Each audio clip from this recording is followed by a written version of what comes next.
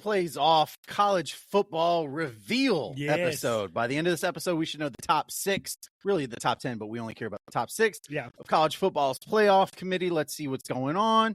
Super excited for it. A lot of good stuff happened in college football this past Saturday. Alex, you listen, let's dive right in, okay? Because Michigan, Penn State, you had some strong feelings. Let's do it. Yeah, we talked about it last week. I said, why is Michigan still number 3? And we went through a whole I said they haven't played anybody yet. Yeah, and I said, hey, look, margin of victory says otherwise. Like, they're doing what they're supposed to do. No, it says they're winning a lot, but they're not still not playing anybody. I get it. But they played someone this weekend. They did. And listen, Michigan proves again.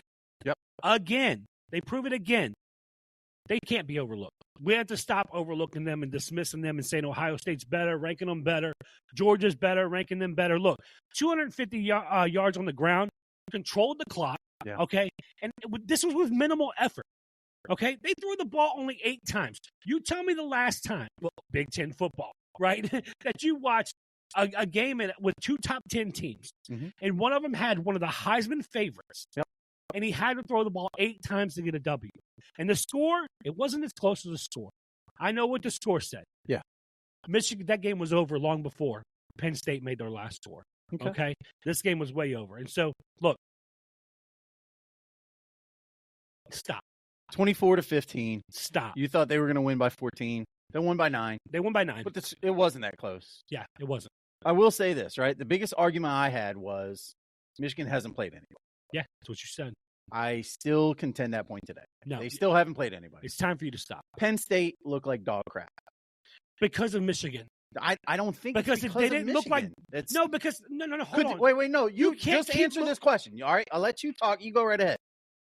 Could they throw the ball accurately at all, Penn State? Yeah, he was actually Drew Aller throw the ball at all accurately. Look how much pressure he had on him. Look at the back end. Answer the question. No. Okay. Could they run the ball at all? No, they were erratic on offense. This is a dog crap Penn State team. Listen. Now, I don't know how high they're still going to win 10 games. And you know what that's going to do? That's going to pad the resume of Ohio State and Michigan and make it look wonderful. Penn State still is garbage. Rewind the tape. You continue to move the goalpost every time we talk about Michigan. It's the same goalpost. It's you and the rest of media that wants to talk about Michigan and dismiss them. Listen, every time. Just a week ago, it was, hey, Drew Aller. Do you see? They're opening up the offense. Look at those receivers. They're getting open. Nobody said He's throwing the ball downfield. Look Nobody what's happening. You did. I think you said that. No, I think you said that. Nobody said that. And you heard it all over any sports media. And then they play a team with a defense like Michigan and a run game like Michigan. And Michigan controls the clock. And Michigan gets defensive line pressure. And they're blanketed on the back end because there's speed on that defense. And then all of a sudden, Penn State sucks. Michigan didn't look great either. I feel like, you know what, Jim Harbaugh? You're right. You may be right. We may need to call Michigan America's team because they get the same treatment as the Dallas Cowboys every time. They have a good victory, the goalpost is moved. Michigan, Dallas, hey, listen, that's it. It's American team syndrome. Every time they get a good win, they move the goalpost. I'm tired of hearing it. Can I ask you something? Stop moving. Can I ask you something? Yeah, ask. Who's your favorite NBA team? LA Lakers. Who's your favorite NFL team? Dallas Cowboys. Who's your favorite college team now? College football team? Yes. UVA. No, Michigan. It's Michigan. You adopted them. I am You've backing adopted the them. facts. This is America's team. Yeah, I am backing the facts. You're not, though, because the facts state they still haven't played anybody. The facts state now they have trash. a top 10 win. They are not as great. A top 10 win while we're throwing the ball 8 times. And J.J. McCarthy only threw it 8. He was 6 for 8. Right. He could have threw it 20 times if Michigan plays Alabama neutral field. Who wins? I'm taking Michigan right now. You are high as a kite. Michigan right now. You are high as a kite. I think if Michigan I got a text message to prove it. No, it's not. I was living on a high at that moment. You were living on a low. The Alabama game. Okay, but I will say Michigan, Georgia. Who wins? I like Michigan neutral field. Michigan. Let's talk Georgia then. Because let's talk Georgia. Ole Miss, Penn State. Who wins? Now you want to talk about an overrated team? You want to throw Penn State into overrated? Yep. Ole Miss, same thing. Okay, if we want to talk about it, say the same thing. Don't move the goalpost. You think Penn State beats Ole Miss in a neutral field game? Absolutely. You are crazy. 9 times out of 10. You are crazy. 8 times out of 10. This is not tuna versus 7 Lions, times out of 10. All right, you're 6 times out of 10, Penn State beats Ole Miss. 6? 5 times, half the time. No, half the time. 3 times out of 12, they beat. Listen, this is still the same old, we don't know who's good yet. We won't know until the end. As much as we joke back and forth and be like, Yeah, they suck, they're not good. Georgia definitely looked dominant. they did. Hey, surprise, surprise. Welcome back, Brock. Yeah. Hey. Brock Bowers was all over. He was getting attention Only away had from 3 everybody. receptions, but he was controlling the field. It was a beautiful decoy. It was. It was a beautiful decoy. McConkey got open twice, stutter step move, touchdown. Now, I wrote a question in our notes. I said either Georgia's that good or Ole Miss is that overrated. Because I've talked about Ole Miss being, I think it's a little bit of both, right? Both, right? But it looked easy. The running back room, offensive line, defensive line. Georgia controlled the game in every aspect. Yes. It wasn't even close. We are set up for. They did to Ole Miss what Michigan did to Penn State. I think theirs was more dominant of victory. I think it's just a different offense. They went into the game different. Yes. They threw the ball all over the field. Neutral field, you would take Michigan. I would take Georgia. That's fine. We'll see. Hopefully, that'd be great if that was the 1-4 matchup or the 2-3 matchup. Awesome. I mean, I don't want to see Ohio State versus Michigan in the semis. Me neither. Nope. Give me Georgia, Michigan. Started out right. Let's rock and roll with it, right? Yeah, it's like the old NFC championship games of the 90s. That was the Super Bowl. Loved it. Or, hey, the Week 17 games in the NFL where you're like, hey, somebody's going to win and get in. Yeah. Now, Washington, that offense is good. They are so good. Absolutely good. They are so. Adunze is amazing. Like that kid. Hey, he only had 3 catches out of 9 targets. At one point, I flipped to the game because I was kind of going back and forth. I have my 4th screen on YouTube TV. Love it. 4-screen box. Shout out to that. But I was going back and forth to another box. And when I went back to the Washington game, I think Michael Penix was like 12 for 27. Yeah. Or anyway, it was way below 50%. And I was like, what's going on? And then I saw like Adunze had like 3 for 9 on receptions. But look, he fixed it in the second half. They started rolling in the second half. I have questioned Michael Penix this year in terms of his NFL arm, stuff like that. He made 3 throws where I thought he just dropped that exactly where he could not have thrown it anywhere. I think it was Adunze on to the left side where he couldn't get in bounds. Probably should have been a pass interference. They called a false start. They called something, brought the touchdown back. And what do? Bang, to the right side. Adunze again grabs. I was just going, man. And again, playing not in Utah, playing at home against Utah, but Utah scrappy. And they managed to scrape together. Utah scrappy, and they surprised me a little bit this week. But listen, even as good as that Washington victory was, Utah was in the game. That was a great game for Saturday. Yes. I'm not sold to the best in the Pac-12 yet. Who do you think is? I got to go Oregon. Yeah. If I had to put my hat on it right now, I got to go Oregon. Still might be the better team. Yeah, I think so. Yeah, Bo Nix. Talk a little bit about your boy Bo Nix. Hey, Bo Nix, 400 plus 4 touchdowns. Did his best Dak Prescott impersonation, and I loved every second of it. Yeah. As a matter of fact, last week I told you, here's what I think happens. Bo Nix goes on a tear. Then they win the Pac-12 championship against Washington. Yep. Bo Nix outplays Michael Penix, and Bo Nix wins the Heisman Trophy. I called it last week. Guess who's the favorite for the Heisman Trophy starting this week? Yeah, Bosif Nix. Bo Nix. And so, hey, listen, they look hard to beat. I think they could be the class of the Pac. Yeah, it's Caleb Williams is trying his best to drag this USC team that just lacks the talent. Okay? Yeah. It just lacks wide receivers. It lacks a run game. He's running for his life. Lincoln Riley, I don't blame Lincoln Riley. Yeah. All right, Alex Grinch has already been fired. I don't blame Cliff Kingsbury because the offense is clearly putting up points. The offense is good, even for the amount of weapons they don't have. That defense, they're just playing on their heels all game. Yeah. And I find it hard to believe that you can't find defenders at USC. No, I mean, you're a California school. You should, and one of the bigger ones. You should. I mean, you're UCLA. You get more talent than UCLA. Yes. Yeah. I mean, you have all of the state of California. The whole state. That's it. And Lincoln Riley brought guys with him. Yeah. They should be more talented on defense. To me, it's just the biggest difference between Pac-12 football, down south, SEC football. That's where the real boys, the big boys, go to play football. And Alabama. Yes. That tide rolled all over Kentucky. Yeah. So listen, can I tell you something? Yeah. Don't crown them yet. You were texting me crazy, and I couldn't wait for my moment to tell you right now. Do not crown them yet. Here's why. All right. Beckin Bowers or Beckin Brock. Which one do you like better? I like Beckin Bowers. Yeah, Beckin Bowers sounded better than me. McCord and Marvin. Yeah. McCarthy in Michigan. They all got something to say about what you're saying about Alabama right now. And I got the text to prove what you're saying about Alabama. Yeah. But those boys have something to say about it. Hey, But what I will say, give you kudos. Your boys, Roll Tide, Yeah. they're playing the right football, the best football at the right time. And that's right now. I can't wait to see this game. And it's coming up. Man. It is. Mercedes-Benz. Yep. Georgia. Yep. Hot Atlanta. Ooh. Seems kind of a setup, though. I I hate to play Georgia in hot Atlanta. I don't know.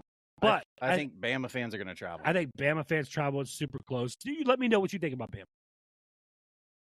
My text was Alabama is the scariest team in the country. They might be the second best team. I agree. We started shooting back and forth, and I was going Oregon, Alabama. I'm probably neutral field. I'm taking Alabama. That's tough. Washington, Bama. Probably taking Bama. Michigan, Bama. I'm probably the only team where I might not. Florida State, Bama would roll all over Florida ACC State. football's not the same. I mean, Bama could go into Tallahassee and whoop their tail. Yeah, I'm taking Bama in Florida State right now. Yes. Yeah, so at the FSU. only team, in my opinion, now, again, I'm not giving Ohio State any credit. I'm not giving Michigan any credit. Okay? With all due respect, Mr. Dennett, I'm picking Alabama every time. Okay? Now, the only team that I think Mama said the reason crocodiles is angry all the time. they got all them teeth and no toothbrush. That's what happens out in Alabama, brother. They also Jalen Milroe. Yeah. I that mean, kid. it's like something has clicked. He looks. Where he just, I don't know. All right, so you've seen the movie Limitless, right? Yes. So he took the pill, and then all of a sudden, everything's brightened up, clearing. He is seeing the Matrix. We were having conversations. Matter of fact, Nick Saban sat him at one point this year. Did. Tried two different quarterbacks. Tyler Buckner and Co. Simpson. And then we had the conversation. We were like, hey, do we have to move off of him? Maybe like, he's just overwhelmed. Like, you can't waste this defense. The kid's not ready. Yeah. And what he's figured out in the last 5 games, they look good. They look really great. good. I am so excited for this. That might have to be like a B-Dubs game that we go see. Yeah, it has to be. It might just be like hey, be back around midnight, 1 a.m. Yeah, we're gonna eat like 1,000 wings. Yeah. Chat it up. We'll probably go live on some form of TikTok social media, or something like yeah, that. and just Facebook Live and just hear you guys talk about it and see how that goes. Now, at least record our reactions. Yes, absolutely. Now, while Bama's rolling, Nick Saban's job is safe. Texas A&M. Hey, firing season come early. You said it earlier. Jimbo you said Fisher. it a couple weeks ago. You're like, how long does Jimbo hold on? I've never seen a coach make so much money off of basically one player. Yeah. Right? Jameis Winston. That's it. That he hasn't done anything everywhere. Since Jimbo left Florida State, what's happened? Absolutely nothing. Nothing. And all we heard was, hey, he left Florida State at the right time. Look at him. They look like trash. You go, Texas A&M has looked terrible, right? They have. So I heard the going rumor, on with Texas A&M, man. That's tough. Well, and listen, they're in a tough conference. The SEC, I get it.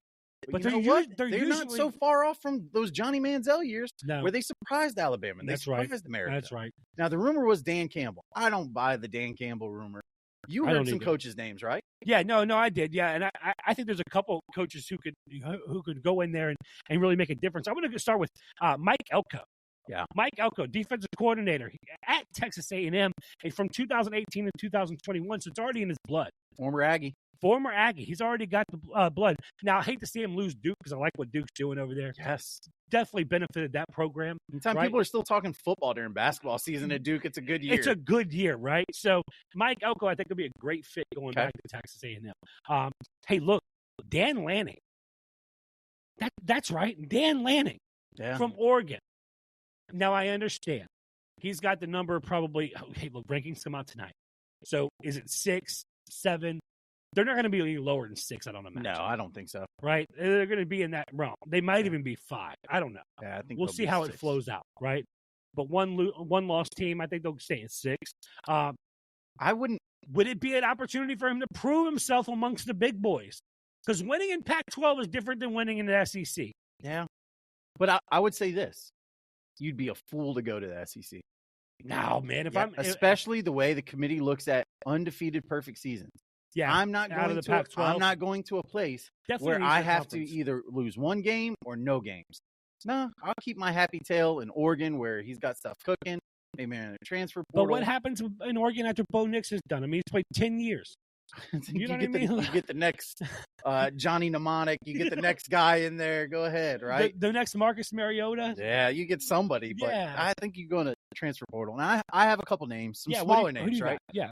So let's look in the state of Texas first, right? Absolutely. Jeff Traylor, I University of Texas, San Antonio, those pesky Roadrunners. A good program out there, though. Made so much noise, and this is why I like Jeff Traylor. Yeah. He is a former high school coach. He Absolutely. coached at 3 large high schools in Texas. All in Texas. He knows the recruiting base, and he's at UTSA. Yeah. Okay, younger guy, love that. Okay, He's a rock's throw away. I think his wife graduated from Texas A&M.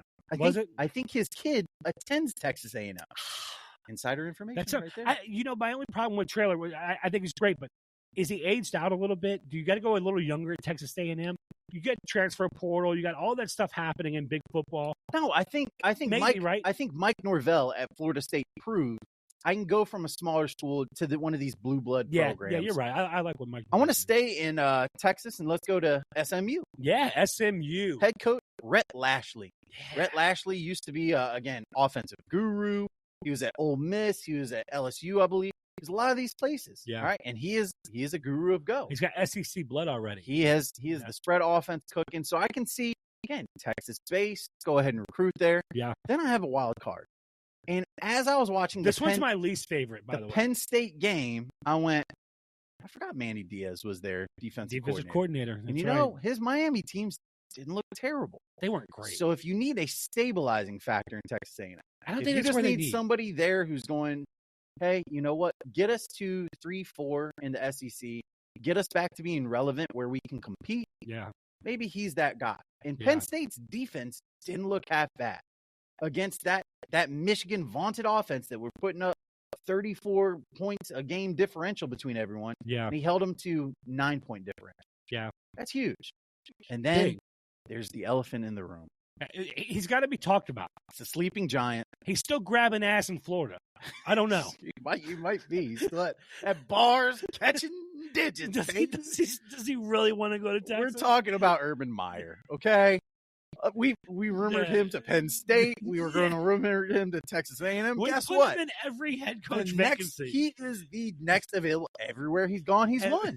Yeah. Utah, Florida, Ohio State. The bars, strip clubs. Bars, not Jacksonville. Everywhere in college, he's gone. He's won. Yeah. So I'd like to see them take their time, finish out the season with the interim coach, and then bring somebody else in. I think I would like to see Urban Meyer get one more shot at college football. I just don't know if he's going to pick there. Clearly not cut out for the NFL. No. Shouldn't be hanging out with grown men. Some coaches aren't. Yeah. Nick Saban. It's okay. Not, you know? It's okay. That's fine. Yeah. You know, so, but I'd like to see him, and I'd like to see him get another chance. Now, as we were watching all these games, we started talking, right? Grabbing ass in Florida. That's it. Listen, that's what he does, right? I'm not getting on the team plane. I'm going to go ahead, right? So we got some, listen, we were watching a lot of quarterbacks, and we were chatting it up saying, hey, this is a great year for the NFL draft and quarterbacks. Super great year. So I want to go over Paul's profiles, right? Let's do it. So draft eligible quarterbacks, okay? Yes. So why don't you tell me the quarterback, okay, who I have ranked 7th through 1st, and I'm going to give you the NFL comp. I love this game. This is one of my favorite games. So Paul's draft eligible quarterback comps. This is Paul's profiles. Paul's profiles. All right. So at 7, we're going to go Jordan Travis out of Florida State. Who's his NFL comp? All right. So he's 6'1". He's got a little athletic wiggle, and he's got a decent arm. So I'm going to go Russ Wilson. Saw him up close, and I hate that I want to compare him because I had to watch his bum self last night. But early Russ had a whole lot of movement. So does Jordan Travis. He's athletic, but he needs some polish. Yeah, okay. You got to hide him. I don't hate the comp because of the play style. Jordan Travis is significantly taller than Russell Wilson. No, he's only like 2 inches. I think he's going to end up being like an inch and a half taller. He's listed as 6'1" in college. We all know that means he's probably 6 foot. Russ is 6'11" or 5'11". So he's about the same size. That's great. All right, let's go with number 6. J.J. McCarthy, my dude, my Michigan guy. This was super hard, okay? What I came up with, and again, listen, comparisons are tough, so I'm going to take some pieces. I'm going to make him the more athletic Kirk Cousins. I don't mind that. Kirk Cousins he just makes the right play. He's not going to kill you. He's not overly impressive. J.J. McCarthy, not overly impressive, but he makes about 4 or 5 plays a game where you go, damn, we could have stopped him 3rd and 6, and he ran for 7. That's right. Damn, it was 3rd and 8, and he threw the ball 9 yards. I like that comp. Good comp. So Jordan Travis is Russell Wilson. Yep. J.J. McCarthy is more athletic Kirk Cousins. More athletic Kirk Cousins. Let's move on to Michael Penix Jr. Hey, this is probably the most alarming one for you. Yeah, again, Do you have him as Jameis Winston? I don't. I Okay. actually have him as Tua Tagovailoa, right? Vailoa. Tua Tagovailoa. I got a Kendrick Perkins. Mooses moted Mooses. Listen, all right. Michael Penix, and it's not just the left-handed thing. It's this weird quick release that they have. It's this weird deep ball they throw amazing on, but they make some boneheaded plays. They do sometimes. So Michael Penix Jr. is Tua. Now, see, listen, it was in the 90s. Every left-handed quarterback was John Elway or Steve Young. And now, or was it Warren Moon was left-handed also? I don't think Warren. I don't think it was Warren Moon. It was another left-handed Phil guy. Sims. And was it Phil Sims or Boomer Esiason? I can't remember who it was. And now every left-handed quarterback's going to be Tua. Yeah, that's it. I thought you took the easy way no, out on that I thought about Teddy Bridgewater. Yeah, same build, same kind of gonna launch. But I just think he's better than Teddy Bridgewater. I think so too. Yeah, for sure. Number 4. Yeah, let's go to number 4. Shador Sanders. Yes. This is the guy. I don't think he comes out. I think he stays in school. I think Dion is saying, hey, don't come out this year. There's way too many guys ahead of you. Yeah. I think he's Joe Burrow. He is supremely accurate. I mean, supremely. Does not make mistakes on the field. Supremely accurate. He's more athletic than Joe? Joe ran in college. That's true. Joe ran at LSU. Yeah. All right. He's sneaky athletic. He ran against Buffalo. Shador is athletic. Joe is sneaky athletic. So they're both athletic, okay? Yeah, they are. And I just think Shador's accuracy, he's Joe Burrow. I love that comp. Yep. I think he stays too, though. At number 3, hey, this guy is really interesting too because he plays lights out, and then sometimes I just don't believe it. So we're going to Jaden Daniels, LSU. I almost put him at number 2. I have a really hard time between him and Drake May. This guy. I think Jaden Daniels, if you listened last week, I think he's Lamar Jackson. I think he's twitchy. He runs well. He's accurate. He's got a great deep ball. Cannon. I think he's got all the tools in the tool chest. Yeah. And I think at the next level, somebody's going to unlock some of that other stuff. Yeah, it's going to be crazy to watch. Would not shock me if he came out of this as the second best. Where do you have Jaden Daniels mocked at? I have him creeping up into my top 10. Do you? I do. Wow. Okay, cool. Let's go to number 2. I like that comp for Jaden. I think it's a lot, but I like the comp. Might as well give him Michael Vick. Let's go number 2. Drake May, UNC. It's more accurate than Vick. Drake May, UNC is Justin Herbert. A lot of potential at a program that's not asking him to do a lot with his legs. Could probably run a lot better in the NFL. I love it. He's a tall, big kid, strong arm. Super build. Yeah, I think he is Justin Herbert. I think he projects better as a pro quarterback than a college quarterback. So you wouldn't project him as like Patty Mahomes? No. But this next kid. But the next guy is. Yeah, Caleb Williams. My number 1 rated draft eligible quarterback in your top 5 quarterback under 25 in the NFL. Absolutely. Check out our NFL episode if you missed that. But probably the greatest quarterback draft. Well, quarterback prospect. Probably since Andrew Luck.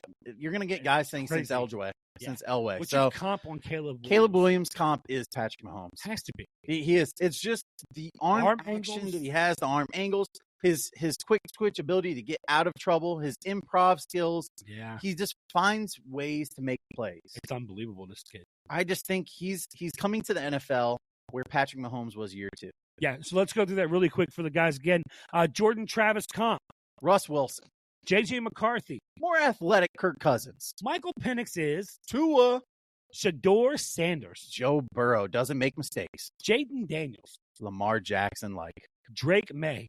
Justin Herbert, better pro than in college. And Caleb Williams. Patty McTouchdowns himself, Patrick Mahomes. So to finish this off, if those comps are real, this is the greatest draft class of quarterbacks that will ever have happened. Yeah. And not a better draft class ever. Yeah, I don't know. I mean, the draft class that had Elway, Marino, Jim Kelly is pretty strong. Yeah, Jim was good. And you have to think, there's 7 of these guys. Half of them are going to be bust. Yes. Half of them are going to be bust. Agreed. So if 3 guys hit, now we're looking at drafts like, Andrew Luck, Robert Griffin one was good there early on. Josh Allen, Lamar Jackson one's pretty decent. But that Marino, Kelly, who's Elway. In Burrows? Was it Burrow, Tua? Yeah. Yeah, there was some good. And Mahomes was in that Lamar I think Jackson it was Herbert. I think Justin Herbert, Tua, and Burrow were all in the same one. We're all in the same one, yeah. So it's, yeah. Listen, you had your NFL no plays off parlay. I'm going to Yes. take the college one. Let's do it. I want to Okay? hear. I'm going to give some here picks. for it. So Paul's no plays off parlay, college football Saturday style. What you got going for us? Let me win you some money. So we got Iowa -3.5 versus Illinois. I don't care that it's 3.5. I don't care. It's just a field goal. I'm going Iowa. They just seem to be that bread and butter team that beats up on lesser teams, and that's Illinois. I got Georgia, the Bulldogs, -10 versus Tennessee. Anytime I can pick against Tennessee, I'm taking it. Go Dogs. Listen, Dolly Parton's going to be at the game. Hey, listen, Mizzou, big win over the Vols last week. Yeah, listen, Dolly Parton's going to be at the game. Yeah, that's right. Some people are going to get up for that, That's okay? Right. And the last one, Texas -8 versus Ohio. Iowa State. Texas needs to win out if they have any shot at being in the Final Four, okay? If they want to be in the football playoff committee's sights, they have to win out. Hey, listen, I love your picks. That's three winners that we put on the board. You We'll just put them on the board for everybody. I got a question for you, though, because yes. you hate Iowa. I do. You're going to take them. You feel good about it. I don't like eating the 3.5 points, but I think they're going to win by a touchdown. I think Iowa sneaks into the Big Ten, West. They end up getting the boat raced by Michigan or Ohio State, whoever. They end up losing by 21 and winning 9 games, and everybody says, Kirk Ferentz got a great program. And you go, good program you got up there, man. They got nothing but offensive tackles. That's all they got, right? That's right. Well, listen, hey, that was the parlay. That was the parlay. Are you ready to see if we have it ready?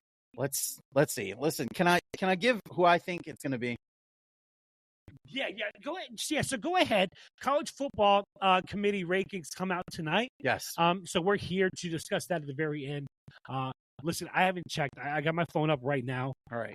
I don't see where any they have posted yet. Oh. And so let me check a couple apps. Maybe we can't see. What I think it's going to be, okay? What I think it's going to be, I think it's going to end up being number 1, Georgia. Number 2, Ohio State. Number 3, Michigan. Number 4 is going to be Washington. 5 is going to be Florida State. 6 is going to be 6 probably is Oregon. 6 is going to be Alabama. 7 is going to be Oregon. 8 is going to be Texas. You think Bama jumps up to 6? I don't like it after now 8? that I say it. I don't like it that I said it. Doesn't sound right. But that's why I think it's. You needed to start happening. They need to climb the ladder. They're playing better teams, and they're already going to be in the SEC championship. Yes, they're playing better teams. Nothing. No, I got nothing right now. Do you have anything you can check? I got nothing. Let me look. Let me try one more. This is great. Listen, I think that the biggest decision for the college football playoff committee is going to be, can we see how they determine Ohio State, Penn State, and Georgia? In some order, those are going to be the top 3. So do they value the lack of schedule Michigan's played? Do they value Ole Miss as a number 10 seed as Georgia starts playing better teams? And how much emphasis is Ohio State on the bye week going to get? That's the biggest question. We got nothing right now. It's saying 9 o'clock it's going to come out. It is 8:45. Okay, listen, this is what we're going to do, okay? We are going to go ahead and do a special episode, a mini episode. Yeah, okay, we can do that. Of the reveal. Tune in, check the second episode. And again, follow us on socials, all right? Check us out on everything: Facebook, TikTok, Instagram, Exchangegram, all the grams, Teddy Grams. And make sure you interact, subscribe, and share, because we can't do this without you. Again, we need you guys to get us there. We're trying to go live. We want to hear your questions. We want to be able to interact with you and let us know what you got. That's right. Again, it's Paul. It's Alex. It's Alex. We take no plays off. It's No Plays Off podcast. Yeah.